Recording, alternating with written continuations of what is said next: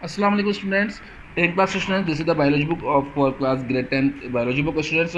This is biology book for class 10 students. Students, my today topic name is lung cancer, and this topic has been taken from the chapter gaseous exchange. Students, gaseous exchange chapter topic. This is and in the new books of the biology, this chapter number is chapter number 1, and the chapter name is gaseous exchange. So I am teaching from the old book. The topics are same. No problem, students. What is lung cancer, student? In the exams, many time question came like this: what is lung cancer? So the answer will be today lung cancer has taken over from TB as the major killer. Students, आजकल जो ये lung cancer है TB से ज़्यादा खतरनाक हो चुका है.